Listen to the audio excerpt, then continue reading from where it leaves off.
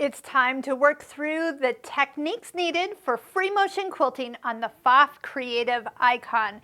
Now, I do quilt all my own quilts. So if you've seen the quilting from the blocks of the Stitching Cosmos course quilts, I have done all of that. It didn't happen overnight. There was a lot of practice. I got tired of stippling, so I took some online courses and just took some time to truly dedicate learning the techniques of free motion quilting. So what I want to do today is actually tell you and help you with the setting of this machine, how to get the foot on, and just some basics to get you into the right ballpark to then start the journey of learning free motion quilting. So you actually have two free motion feet that come with this machine, the 6D foot and the 6A foot. So when you're ready to free motion quilt, just pick a straight stitch and go down to free motion quilting. At this point, you are going to tell the machine which foot you're using, and there is a spring foot free motion. That is actually the one I prefer, but the one that we're going to use today is the 6D free motion. Now when I touched it, you heard a click. That was the feed dogs actually lowering for me. There's also a fourth option here, the free motion ruler foot. So if you have purchased a ruler foot, choose that option. If this does not show on your screen, just make sure you have updated your machine for the current version, and then that will show up. So let's just go ahead and see. It also recommends that I put the straight stitch throat plate on, and that is something I do recommend, is definitely a hole that is smaller so the needle goes up and down and is more stable. Speaking of needles, a top stitch needle is usually the best choice for machine quilting. You're going through all those layers plus seams and seam allowances and lots of thicknesses.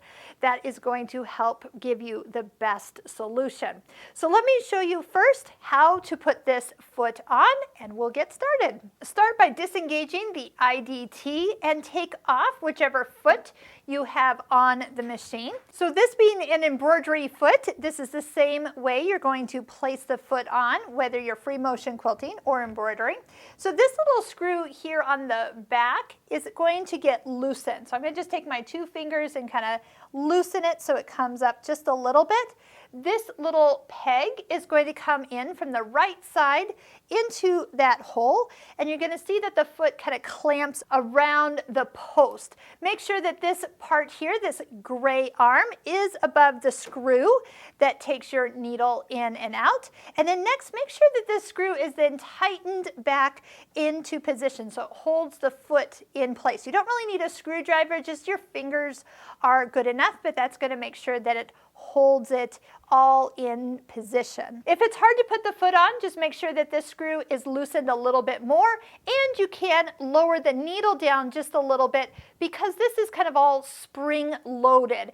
And by lowering the needle down a little bit, it kind of makes it so there's not so much pressure of this piece next to the needle screw. Now this is the part that takes a little practice. Sometimes you might find that lowering the speed to about half speed, that's on the side of your machine near where your foot control plugs in.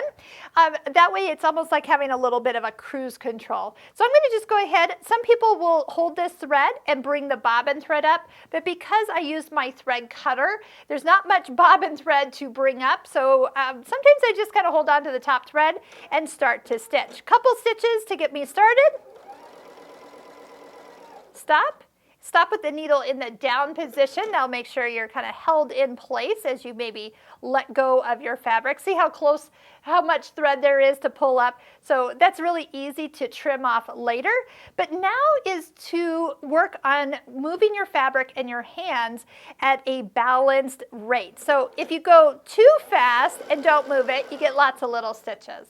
If you go to move the fabric too fast but don't sew very fast, you get ginormous stitches. So you're looking for a happy medium of movement and hand coordination here. And once you find that kind of speed that gives you those nice even stitches, then you can kind of start working on a pattern that you want to follow, whether it's something that is going around or filling in an area or echoing around appliques. That all is the part that takes a little practice. But before we get going much further, there's something we need to check. We're going to go ahead and take the fabric out, and we're going to look at the back side here. We see that we've got some long stitches that look a little funny. Tell you the truth, that's when we were going really, really long stitches. Once I got going a little bit more normal stitch length, then I did not see that as much. So that's definitely one reason to get a little bit more smoother with your stitching. But I do see, and I can even feel in here, hear those little clicks. That's my fingernail rubbing against the top thread that's been pulled to the back side. So my tension does need a little balancing, and that's true with every machine. So don't feel like you have to do it, and you shouldn't have to do it. It's a normal occurrence.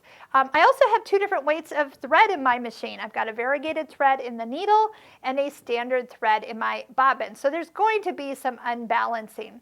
So right now there's too much thread going to the back side. So I'm going to tighten. I want to pull up the thread to the middle through to the batting. So that means that as I take my tension, I'm going to go to a bigger number. Right now, as I start, my tension's at 4.6, and I always say go up a whole number. So we're going to go up to 5.6. So let's just go ahead and do some stitching here. And enough to see underneath. Ooh, I like that. I don't see so much of the bumps, and as I scratch it, I don't get the little tick, tick, tick I was getting earlier. So I feel like that is a good setting for my tension. So now it's a matter of just having some fun and working with some patterns that could be something you have fun with. So free motion quilting, it is a journey. I don't think we ever get to the end of that journey, but it is fun to learn something new every time you sit down to free motion quilt.